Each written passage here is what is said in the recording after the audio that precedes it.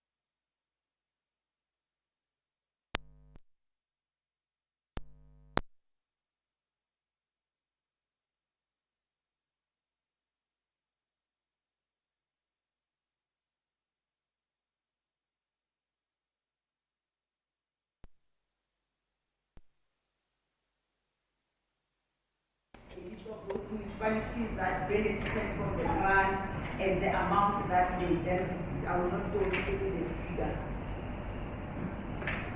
Like I said, in Capricorn, all our local municipalities were affected, and mainly it was damage to streets, to roads and culverts, and the rehabilitation part of the work that we have been working on together with the municipalities and supporting is really there to make sure that we deal with those areas. Mule, it was damaged access streets, blowback also, eroded roads and culverts that were damaged in Spitaliana village, the Belomkumbi, mainly in the Wahom zone, where the damage to stormwater channels and in Polokwane, a damaged channel explanatory and social studies is also one of the areas that will be visited. We then now report on the progress that has been made to date. And I think it's also just important to indicate that the municipalities received their approvals just in the middle of June, which was the last month of the financial year. It was the end of the financial year. So basically then they had that time to now to make sure that the procurement processes are processed correctly and make sure that the contractors are on site. In Mulamule, the contractor has been appointed, already is on site, and the expenditure is already at 64%. We will then show the pictures in terms of what was the situation after the rains when the roads were damaged, and we then also then show pictures of the work that is currently taking place in the area in Mulamule. We are quite satisfied with the progress, and in terms of our provincial plans that all municipalities should have concluded all the work by the end of November. Lowbet municipality was also road and stormwater control, dealing with the regraveling of roads. Also, the municipality has appointed the contractors, they are already on site.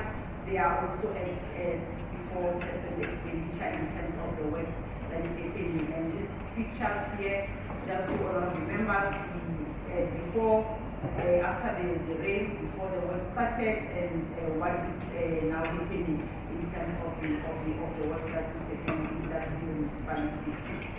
Limpopo Kumbi is one area where we have been doing very well. As I indicated, the damage was in the Wakomu Zone B, the stormwater channels and crossing culverts. The municipality has appointed, the contractor is on site, but there were delays in appointing. If the contractor has the expenditure is still at 0%, though there's a contractor that we have appointed is on site. This is the one municipality who gives attention in terms of support as well, just to make sure that they can then be able to finalize the projects and make sure that there's restoration of that infrastructure. We also just show the pictures of the damages because of the culverts that were damaged in Zone 18 Waho. And this is the work that is currently happening in that space. But we are worried about the expenditure. Bolokwani Baited Clinic, the project there is lining of the Earth Channel. Also, the municipality has appointed the contractor. This is already on site. The expenditure is at 6.41%. Here we also then show pictures before, just after the road, before the work starts.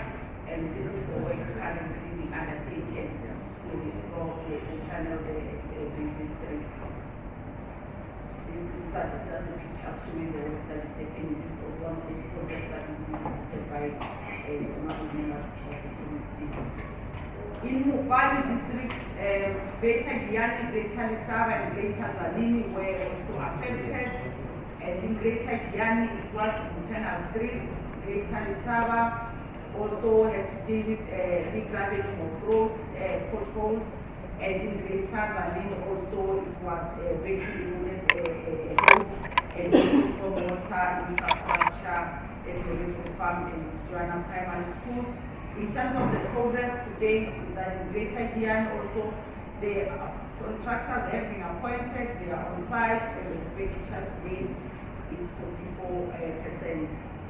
Greater Letaba local municipality, also contractor appointed, they are on site, and already they are at 78.2% expenditure, and also in terms of the work.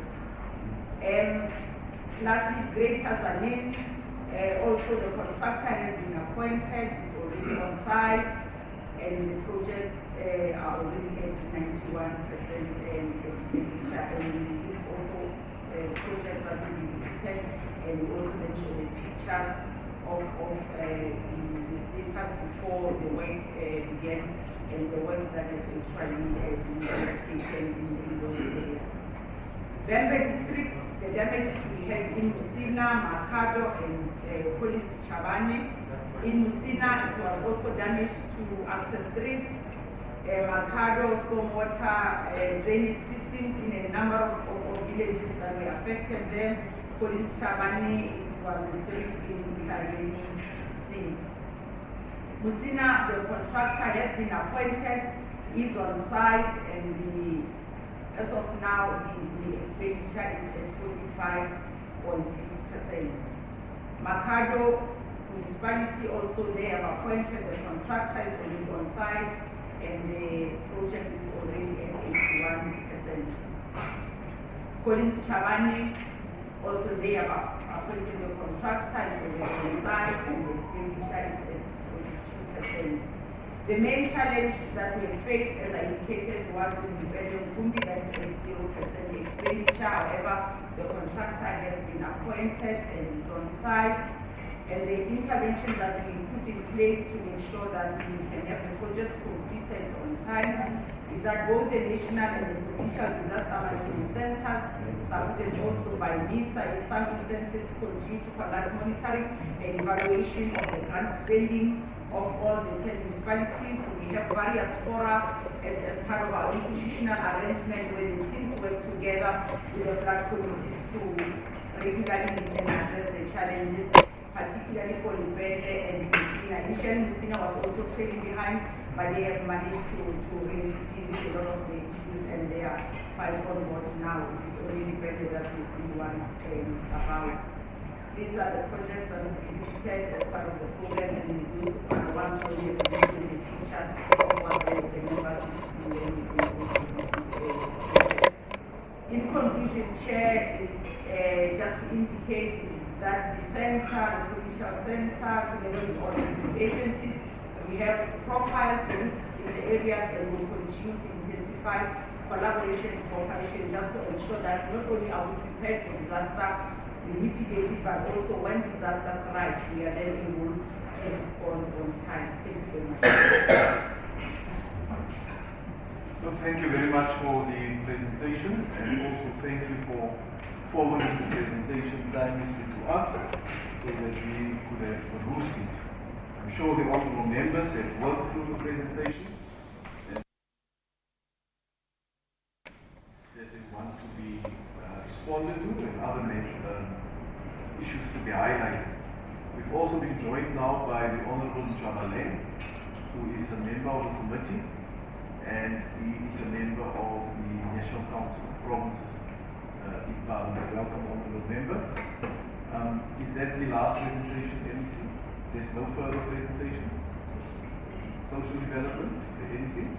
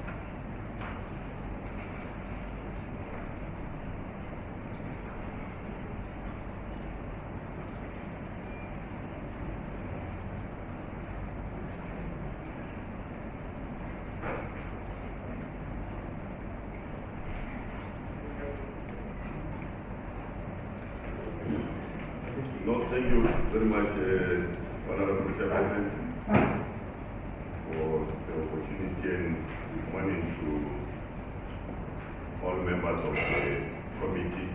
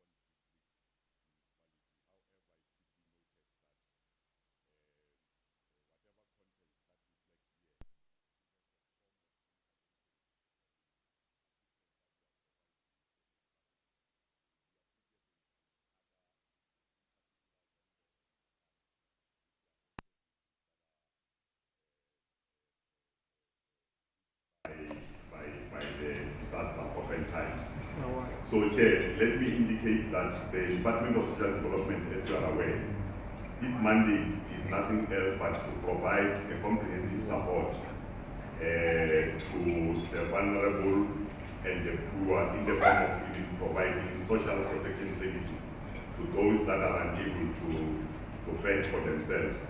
So in incidences such as disasters, the department has got the responsibility to adequately respond to make sure that people that may be affected by the disaster at the time do not actually become destitute. At least they are able to continue with their life. So to that effect, I wanted to give a background that says during the period 2022 to 2023, the districts were actually affected by numerous disasters or incidences in the form of arson, floods, and windstorms. And of course, there were numerous households which were left destitute as a result of these disasters that have occurred, necessitating that our social service professionals, and I'm consciously saying social service professionals to include not only social workers but development practitioners who have to come in and intervene decisively so to elevate the plight of those that are actually affected. So the district were able to conduct assessment of those households that are affected in the various municipalities, in particular in Capricorn, it was Lowback municipality, which was affected by the disaster, and our social workers were able to go there to conduct an assessment so that they can see what kind of an intervention is ultimately needed. And to that effect, they immediately start with what we call the psychosocial support to the families that are affected, much as those families may have been relocated to what Hoc would have arranged as a temporary shelter. They will be able to go there and provide a psychosocial support. But at the same time, one of our key interventions, as you are aware, is the provision of food parcels. That is what we normally do in terms of providing the food parcels to the families that are affected. And then the other part that I want to talk to is regarding the statistics, to say that the total number of families that were affected by the disasters was 632, and to that effect, interventions were made to about 85 families which were assisted by SASA in the form of food parcels, and there is also 148 families who were provided with the food parcels by the Department of Social Development. All in all, is 233. The others that where you see the difference between 632 and 233 is in a situation where at least some have been accommodated in other families, so there may not be any need. But secondly, that we will find that we do not have resources enough to cover almost all. So we'll be lucky in case other partners come in to assist. Like in this case, we have the likes of humanitarian aid, which will come from your gift of the givers. There will be civil society organizations who will come in, the faith-based organizations who will also come in. We are also working in collaboration with our traditional leaders who are also very much central when these disasters happen, to a point where some, as you know, our traditional leaders, some would even be accommodated by the traditional leaders. Of course, we have got a good working relationship with Hoc and municipalities, hence we are participating in all the forum at the provincial and the district disaster management forum that are being organized. Let me also indicate here in terms of the future plans that we have as a department and interventions which involve different relief systems that we actually embarking on. I've already spoken about the material support that we give to those that are affected, in particular through the food parcels, the blankets, and any other form of material assistance that we can offer, including the psychosocial support. So those are some of the relief systems. Of course, I spoke about the issue of collaboration, but the other part, or the other issue that we are also put at as a department is community mobilization and community profiling and household profiling. That is what we continuously do, because the reality is that issues of climate change, they are there to stay. So it's important that we become combat ready for any eventuality that will actually come. But the other thing is regarding capacitating our social service professionals continuously to make sure that they adequately respond, adequately and swiftly respond to the disasters that have occurred. Amongst other key challenges, I think Honorable MEC Makamu has covered the issue relating to the resource constraints that we are finding ourselves in, to a point where at times the kind of interventions that we are coming up with, we are unable to cater for everyone. So I think that is one challenge that we seem to be confronted with, and we hope that moving forward we shall be able to overcome that. Thank you, Chair. Thank you very much for the great presentation. I will now ask, are there any other inputs from any of the municipalities? If not, then I will proceed and I will request the members of the committee who have any questions of clarity or emphasis of matter to raise those issues. The Honourable Spies.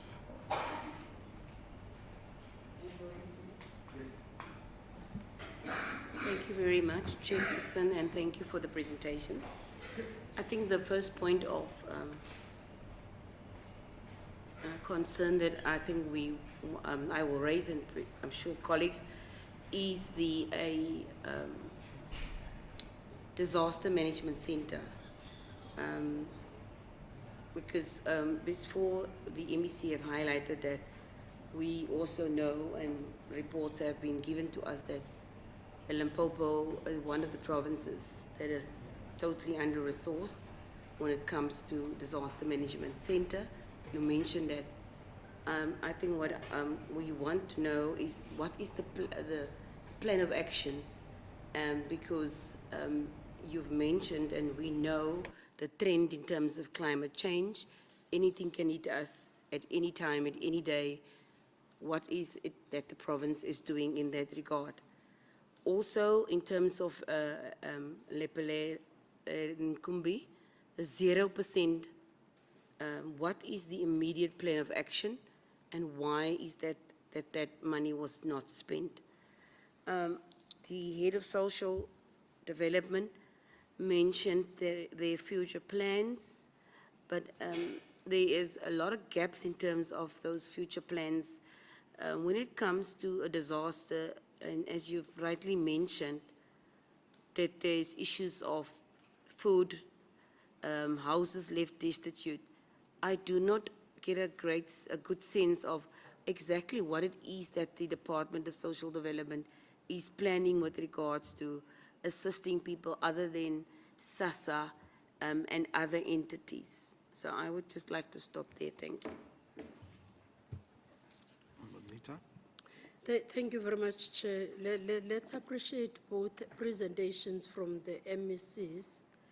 And, you know, I wanted to start in one of the points that my honorable member have touched on, the issue of 0% and as well, the contractors are on site.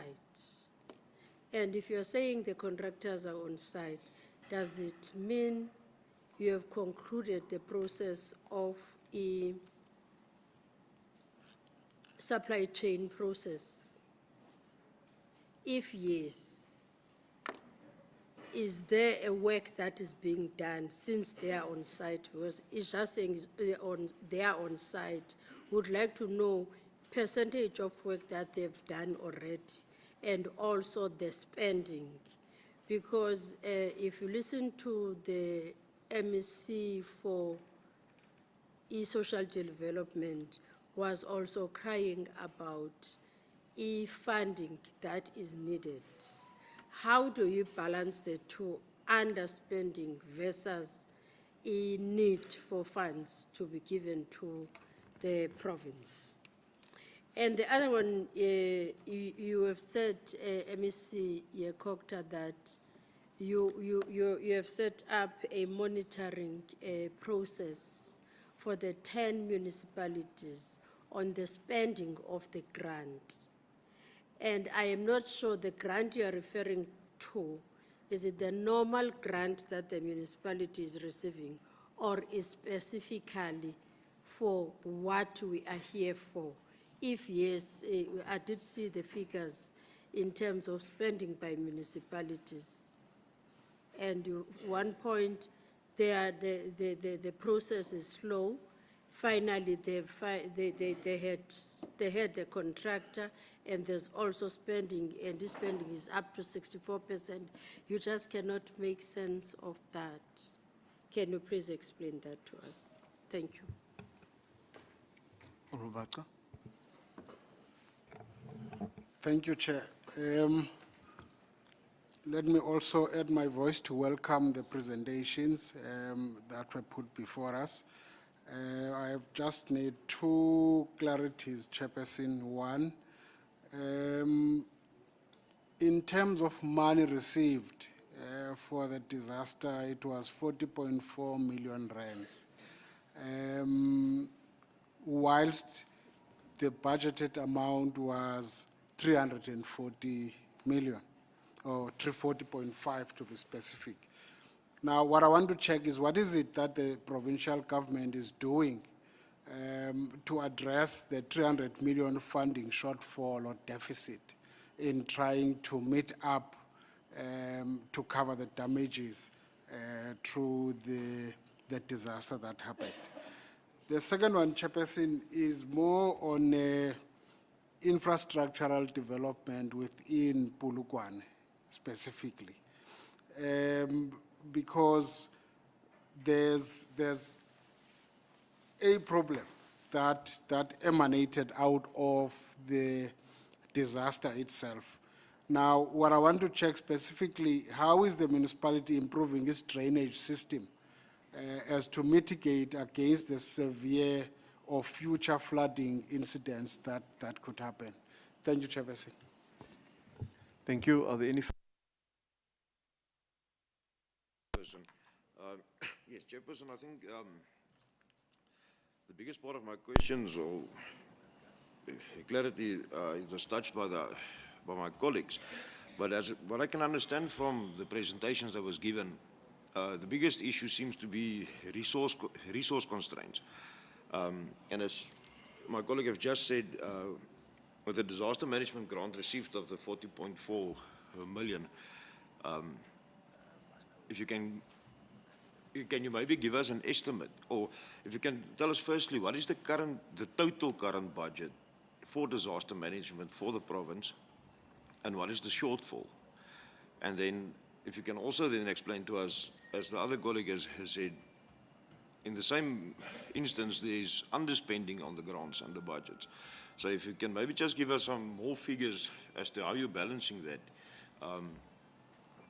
Because, yeah, from my opinion, that is the biggest issue, is resource constraints and just the money that's not adding up. If you can maybe just give us an explanation, or a bit clearer explanation on that regard. Thank you.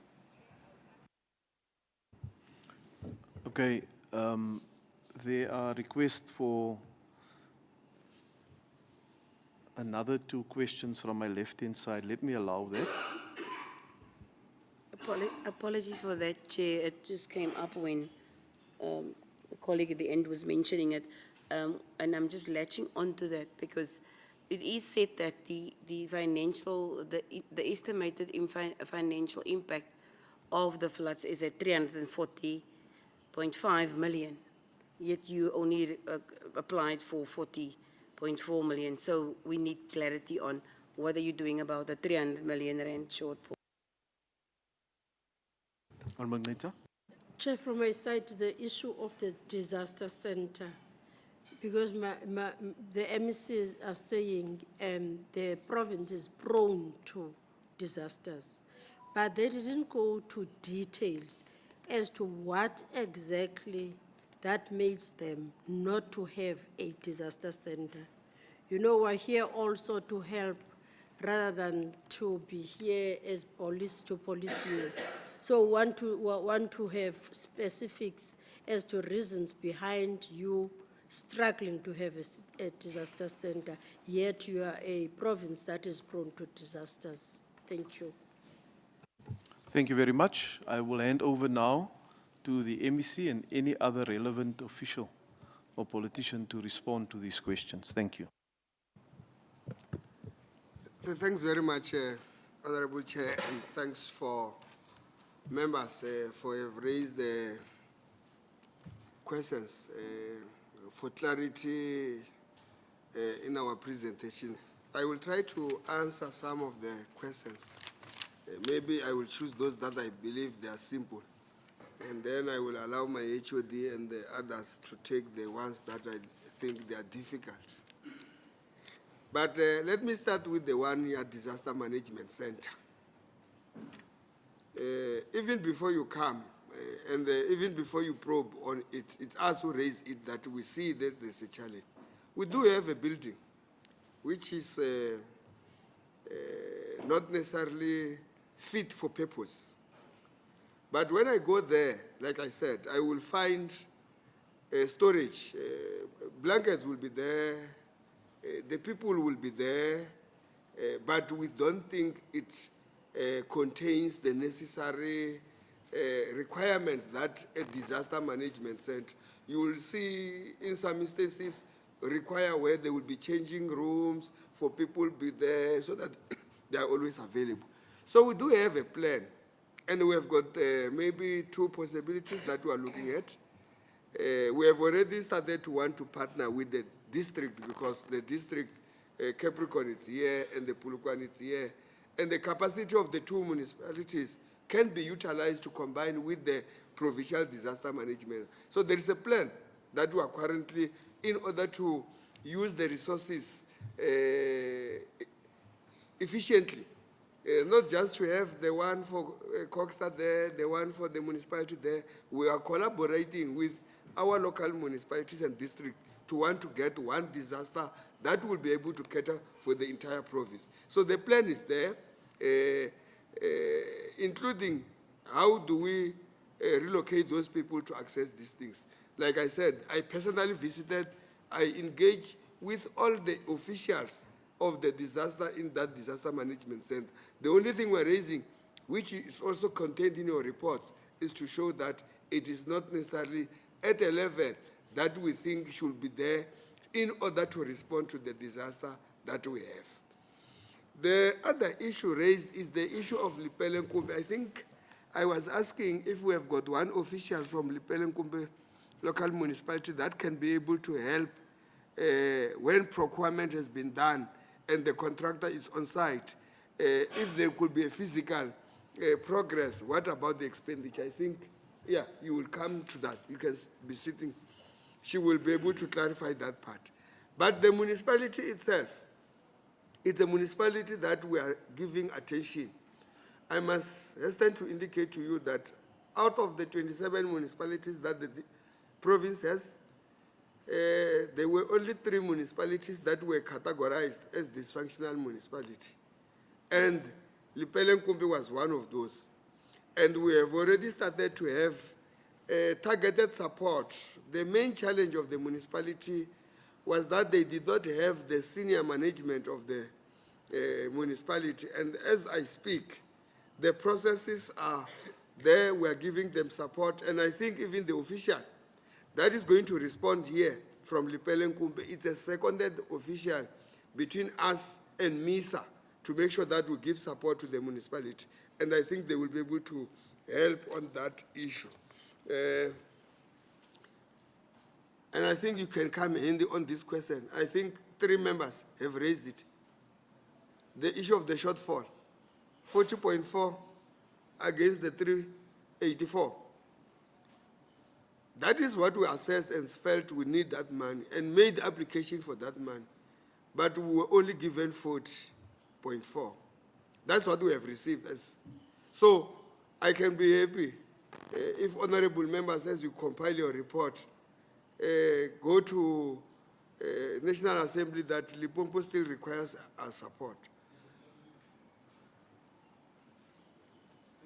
But you will know that when disaster struck us, we have in the province a joint where all the departments, infrastructure, public works, everybody else, municipalities sits.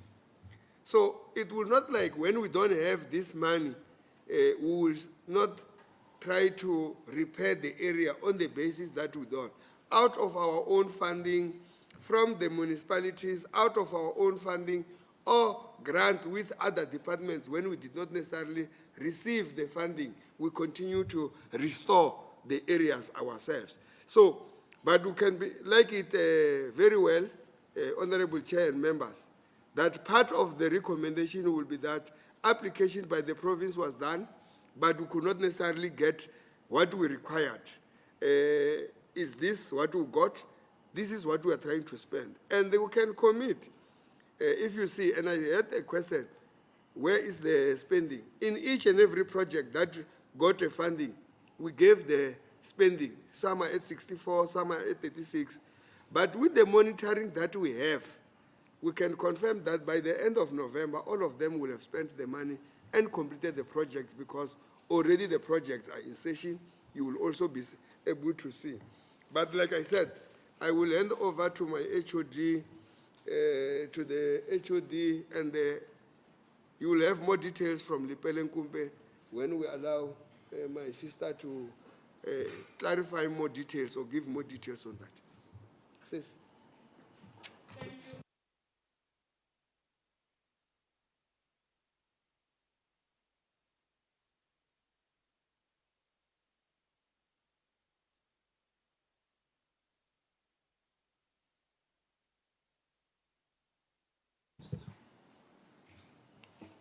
Okay, I was still indicating to say I will just want to. I can give you the seat. Okay, thank you.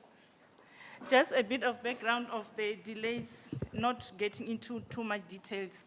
I think one of the major delays was that the tender was advertised for about 3 times without getting any responsiveness from the bidders. However, finally we managed to appoint, hence the report that has been presented today. Unfortunately, it has been presented with a 0%. What I can indicate to you is that as of yesterday, the contractor has been paid his first payment certificate since he's on site. It says that the report, when it was sent, the payment was not yet processed. So as we are talking at the moment, there is expenditure, and not only the expenditure, they are busy on site. They've already completed major part of the work that they were supposed to do on the resealing, of which this work will also be able to certify some expenditure by the end of the week. And also what we did to try to fast track the process of the implementation, there are sessions that have been signed with the suppliers to fast track the supply of materials so that then there will not be a delay in the procurement processes. So those are the interventions that we are busy with to try to make sure that by the end of this month, the work that is supposed to be done should be done, and also the expenditure should be realized according to the work that will be on site. And the program that the contractor has submitted to us is showing that by the end of the month, he will be completed with all the work that he's supposed to do. Thank you.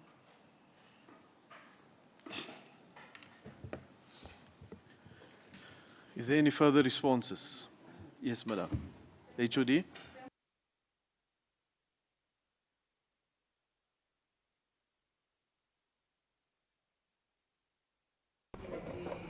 The establishment of the center in terms of this partnership between the district, the provincial government, and the local municipalities, that Limpopo Council has already resolved to alienate a portion of land. They've made that land available. They are busy with the other processes, valuation, and in no time intending to that center funds permitting. That's just one. The second one was a specific question around the institutional mechanisms, the monitoring, whether the monitoring mechanism we presented on are just for this grant or for the overall monitoring of municipalities. It is specifically for disaster management. Because of the role of the PDMC, whenever we have a disaster and we then have to do recovery and the grant is made available, then the PDMC is responsible for monitoring that grant. We still have other institutional mechanisms in the department for other processes, but these are specifically to make sure that the money is then spent for what it was meant for and also within the relevant time frame. Thank you very much. Thank you.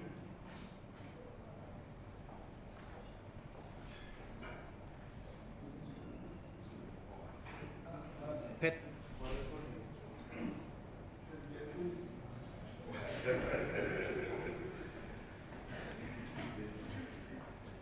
Okay, no, thank you very much, Honorable Chair. I think firstly, one should actually acknowledge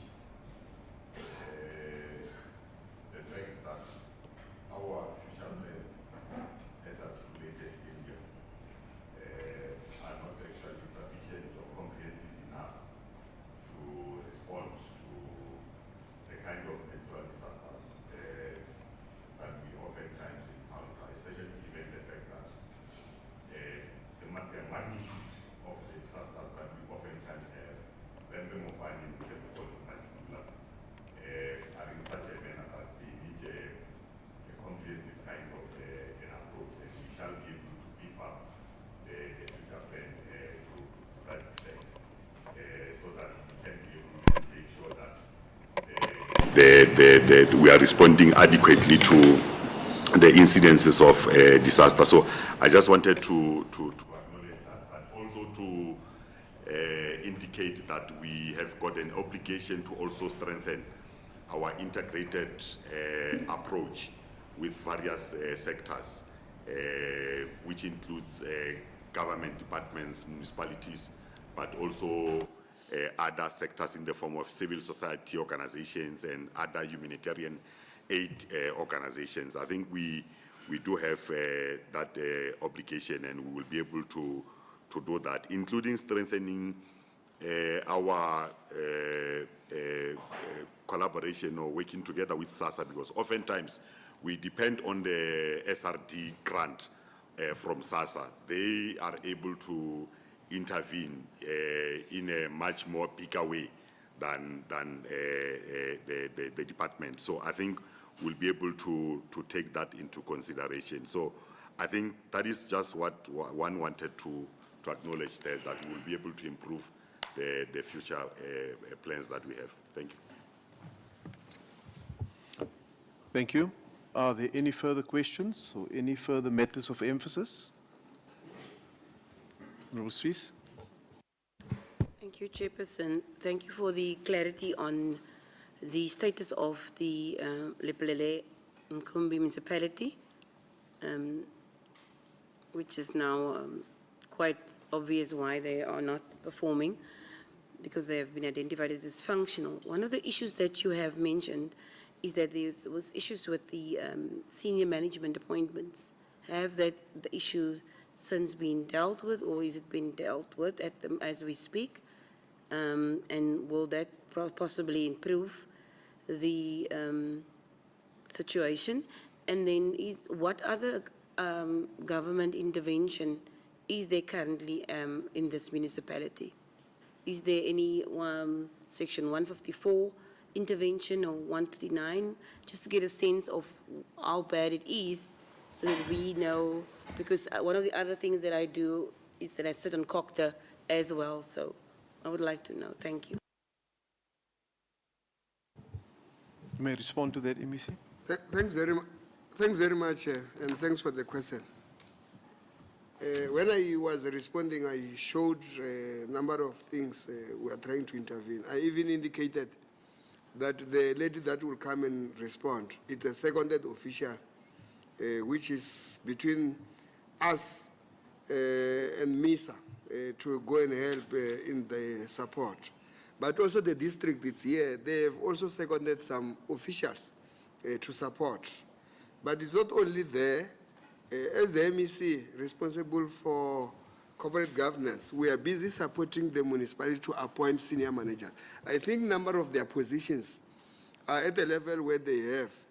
But I think you must know one of the things that could be a challenge, that when a municipality is a lower grade, cannot necessarily attract the expertise they require.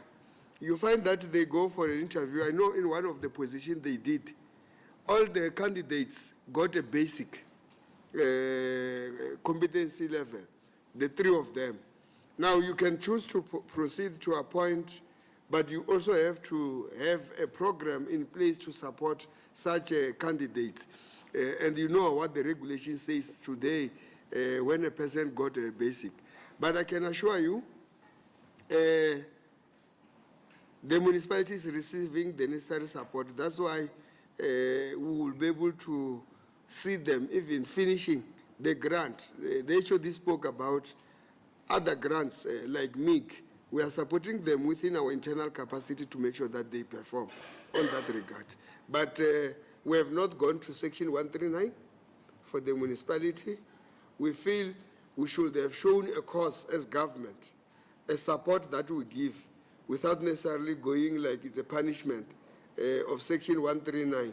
You need to have proven that you did support the municipality, and the support mechanism that you do not yield results, then you will result to. And I think, to me, there is Section 154 that we should be able to consider supporting. Section 139 in this province is used as a last resort when we want to, we see all the failures have been there. Thanks very much. Executive Mayor.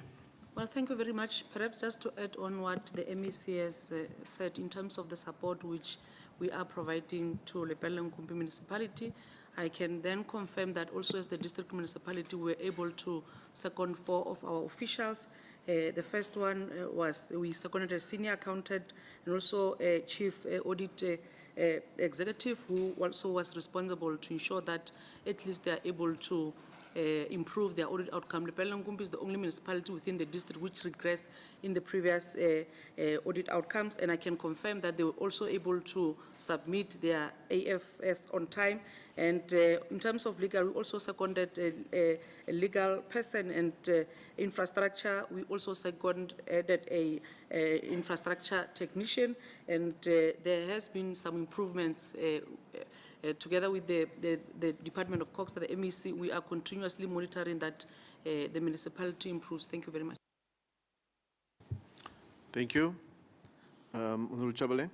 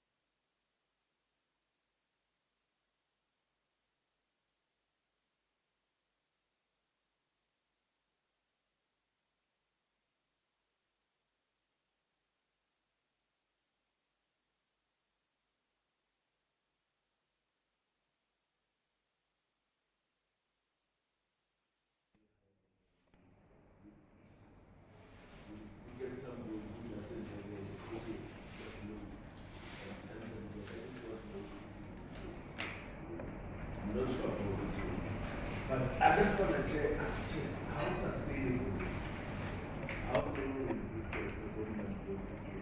Are they people that, as she is seconded to or are they particular? Is there someone who she is supporting, who at the end take over the responsibility? If not, if you are prioritized and then you get these people because of your status, then that's also the responsibility from the income. Like you said, the director at that municipality and then the director in the district. Are they is there a problem, for instance, those who come in, because some of them will come in at the entry level, will we still have this problem staying, the other directors who are seconded, to spend at least 3 or 4 months with this, with the new influencers, to help them catch up? I'm just worried about the sustenance of it. And what also worries me is how do we get when we are in the municipality? That would be a question for another day, but I think we should let it be. Can you see? Thanks, David. Before you respond, I think the questions are relevant, but I don't want to delve too deep into the issues affecting the municipality, because our mandate is different. And although it is the municipality where there is a problem with the spending of the allocations, I want to request honourable members that we stay focused on that part. Cocktail both houses from the tenant will come and they will interrogate that matter quite extensively. Over to you, MEC. Thanks very much for such a question. But let me say the sustainability part of it. Part of my question was, we are busy supporting the municipality to recruit a final level appointment. That is the ideal situation. If we can succeed in making sure that all the senior managers are in place, definitely there will not be a need to support with 4 officials or from this. So it's a process that we are alive to, that we must make sure that the municipality has its own officials. Thanks very much.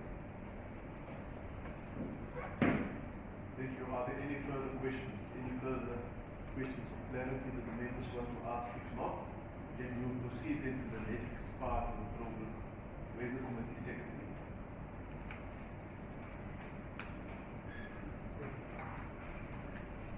Can you just take us through the next part of the program, Bola? What's going to happen after this?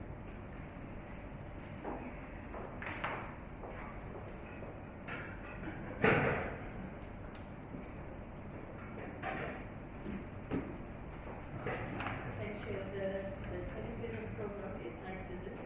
We'll be visiting 3 sites that have been identified by the municipality, and the officials from the district as well as the province will assist us in terms of going towards 3 sites. That's what the program. Thank you, Chair. Well, thank you very much. And May, at this stage, I thank the honourable MECs who are present. Thank you for the interaction with you.